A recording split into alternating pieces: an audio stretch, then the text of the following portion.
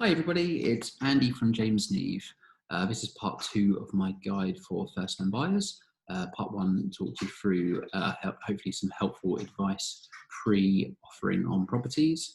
Now I'm going to talk you through what happens once you've had an offer accepted on a property. I'm going to break this into three parts. We're going to talk about mortgages, we're going to talk about solicitors, and we're going to talk about surveys. So starting with mortgages, once your offer has been accepted, you're going to need to make your full mortgage application.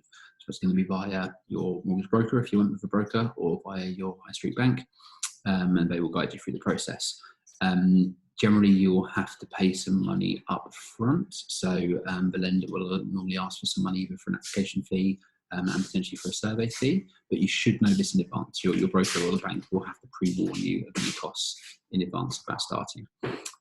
Once you've made your full application, the lender will probably ask you for further documentation.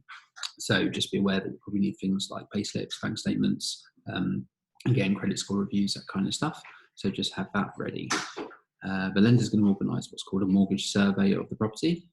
This isn't a survey on the condition of the structure of the building, it's just the lender checking the value. So the surveyor will go in and make sure that the bank is happy with the price that you're paying for the property.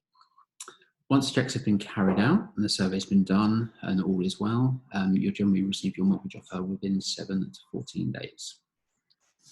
The next part of the process is the solicitors.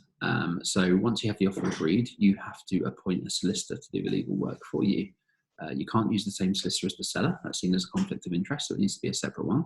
You tend to find with solicitors that everyone under the sun recommends a solicitor to you. So your mate down the road will recommend one, the estate agent you're buying for will recommend one, the mortgage broker will recommend one. It's really important that you don't rush into choosing the wrong one. You need to go with someone that you like and that you think is going to communicate well with you. The cheapest solicitors tend to be the warehouse solicitors, as in big conveyancing groups. In my experience, you don't get a very personal service through that. I'd recommend that you go with a more local solicitor, someone that you can pop your head in to see if you need to. You can go and sign documents easily. And if there's any questions, you can pop in and talk to them, or they're going to communicate with you. Once you instruct your solicitor, they will probably ask you for some money to undertake what's called the local searches. So local searches is the process of the solicitor applying to a local council for information about the property, information about the local area, drainage, all that kind of stuff. Normally costs in the region of £250 to £400. So it's something that you guys do have to pay for up front.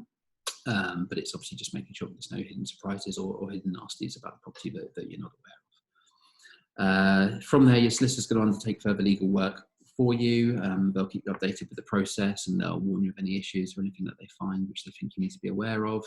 If you're buying leasehold, you just need to be really cautious with things like length of lease, cost of ground rent, service charges, all that kind of stuff. So again, your solicitor should guide you through that process.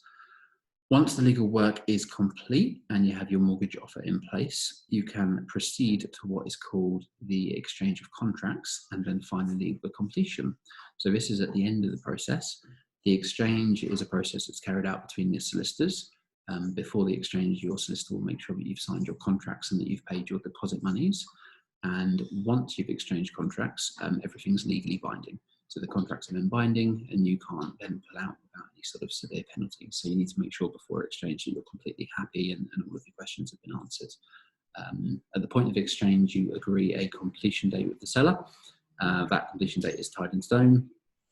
So that's normally a week to 2 weeks after exchange of contracts. But in certain circumstances, it can be the same day as the exchange if it's been pre-agreed, and that's what works for everyone.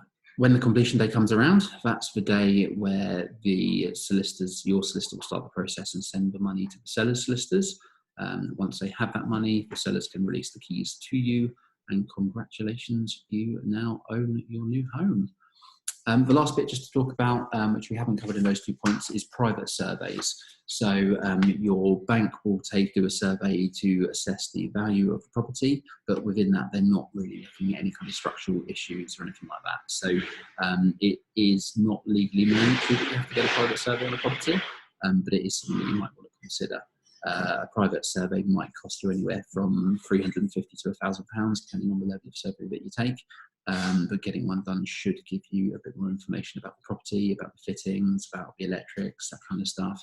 And again, it's just a kind of risk management process for making sure that, from the point of moving in, you're not left with lots of unexpected surprises and costs that you hadn't sort of budgeted for.